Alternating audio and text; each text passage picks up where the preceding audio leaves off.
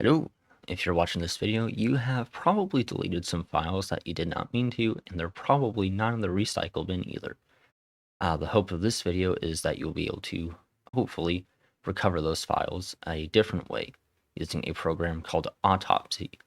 So Autopsy is originally a digital forensics program. It's meant for recovering deleted files from drives for crime scenes, for police, for federal use generally. It's a free version kind of tool. There are some others like OS Forensics, which is it's very expensive. But digital Autopsy is free and completely open source. So I will show you how to hopefully try to recover your files using Autopsy. So I have a USB here pulled up. The files are deleted. When I deleted these files, they did not go to the recycle bin at all. However, I can go and open Autopsy. Sorry for the flash thing, but I can go in here and create a new case. So this is, again, part of the digital forensics. Hold on. It is not properly showing. There we go. There we go. So I gotta switch the window back and forth on this one. So we'll just call it USB recovery, right? So that's all we really need. Like I said, this is a forensics tool. That's why it has case information. You don't really have to do a whole lot with this. You can call it whatever you want. You're just trying to recover your files, right?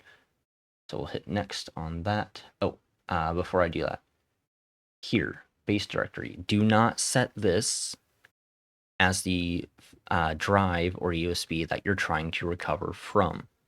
You want to set this as something else. When it comes to getting certain files, this is going to make temporary copies of those things so that you can look through the drive without like filling up a ton of space, if I understand it correctly. But you don't want to set this up on the drive that you're trying to recover from because it will be writing to that drive, and you don't want to overwrite any of the data that you're trying to recover. So always set that as something else, preferably something as big or larger than the drive that you're trying to recover from. So the USB I have in, I think it's like 8 gigabytes at most. It's going to be a whole lot slower for like if you're trying to recover an entire drive, like a terabyte, that's going to take a while. But for something like this, where you accidentally delete files off of a certain area or a certain like small USB drive, it shouldn't take too long. So we'll go ahead and set that, hit next, and then finish on this. You don't really need any of that information for it. So it will start creating the database for that. And that can take a bit. So I will pause this here and let it come back when it finishes. All right, so that finished a little faster than I expected. Let's see. New case information again. So here, this is where you'll add the drive that you're trying to recover data from, or files. Same thing, essentially. So generate new host name. I'll just hit next on that. Drag that over here so I'm looking at the screen. You want to use local disk. None of these are really going to be applicable. It's just whatever drive that you have plugged into your computer, whether it be USB or an SSD, whatever it is. Then you will go and select the disk. Here it's going to be the USB drive. Or I don't really mess with any of this. I didn't have to last time when I tested this. You can turn off most of this. Having these on is only going to slow down the process. So I've left on stuff like photo rec carver because that is recovery for photos. That's the whole point of what that tool does. File identifier, email parser, keyword search, that kind of stuff. None of which is going to be like particularly slow for it to go through, right? So I would remove stuff like this that's not applicable, and then leave any of the stuff that might be useful. So we'll go ahead and get that going. This definitely can take a hot minute, so I'll pause it and come back when it finishes. All right, so that took about 6 minutes. Looking at the clock, it was 3:33 when I started that, 3:39 now. So it didn't take too long for a 8 gigabyte USB.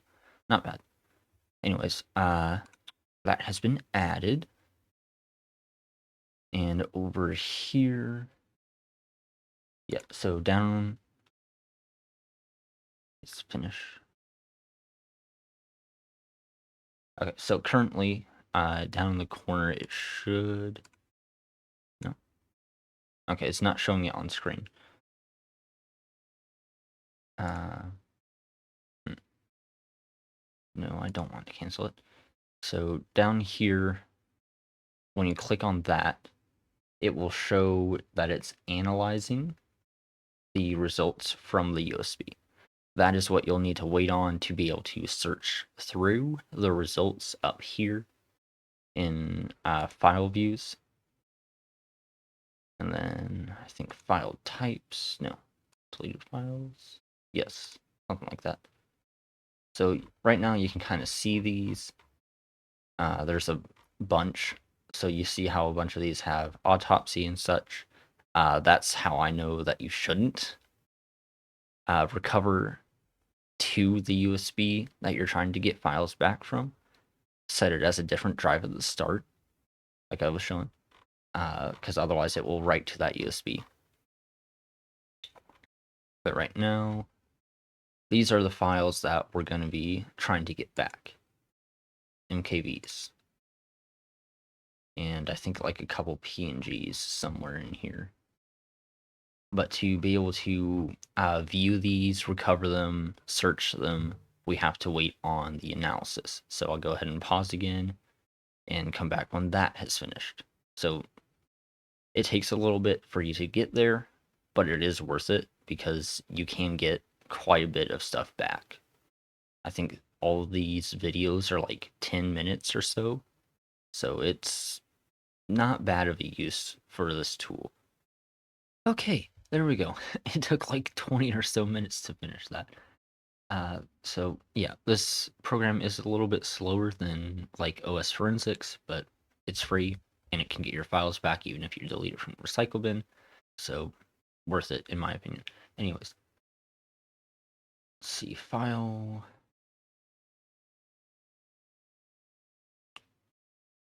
extension. There we go. So images, right? I want to recover this one. Let's see. There we go. No.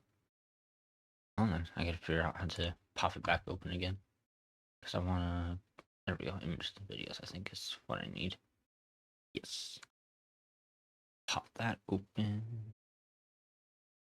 USB test.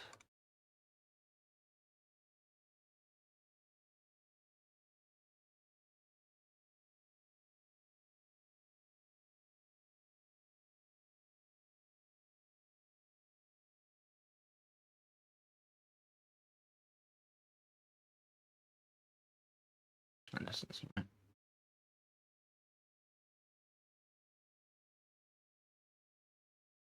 Hold on. Open external viewer. I got it to show last time. Hold on. 1 second. Okay, there we go. I found it. Let's see. Yep, there we go. All right, so this is the file right here for the image. It's a thumbnail I had for a stream or a video, I forget at this point. But to recover that, I right-click it and I will hit extract file. And then I will select the location. Now I'll just do desktop. Yeah, probably desktop. All right, so that's extracted, and then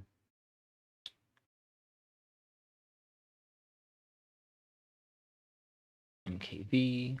Those are right here, MKV, MKV, MP4, MKV. That should be all of the MKVs that I'm wanting to recover, I believe. So here, yep, 1, 2, 3, maybe not. Not. Deleted files. Oh.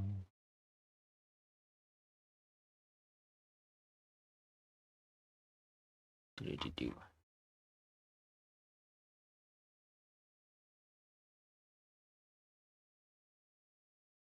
There we go. MKV, MKV, MKV, MP4, MP4, MKV, MKV. And then pop open the viewer. So we've got 1, 2, 3, 4, 5 MKVs. 1, 2, 3. And then 1, 2, 2 MP4s, 3 MK. No. There's somewhere in this. You might have to do a little bit of searching, but just to show that you can indeed extract the full thing. I'll save that to desktop as well. That's extracted. I'm going to swap to display capture.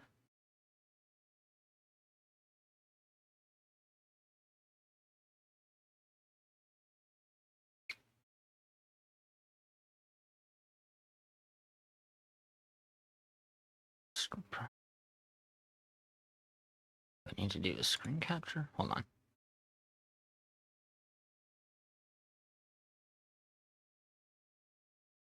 No, it should be a display capture. There we go, display. Then I'm going to set it to primary monitor. I'll show that. PNG MKV, right?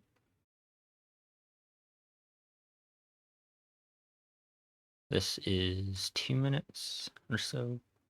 That's the full thing. Extract files, save.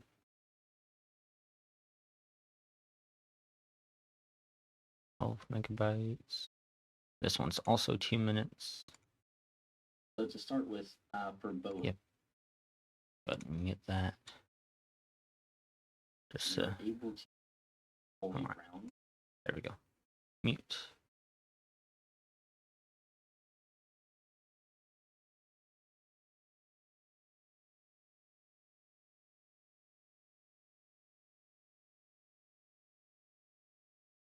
Okay, it's not wanting to play it through quite normal. Hold on. Reopen that.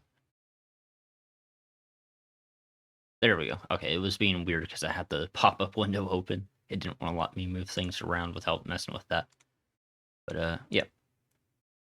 2 minutes there.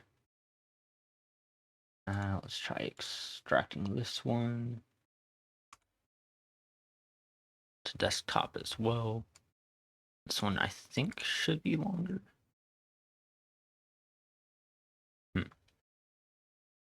Okay, weird. Oh, it's not done yet, that's why.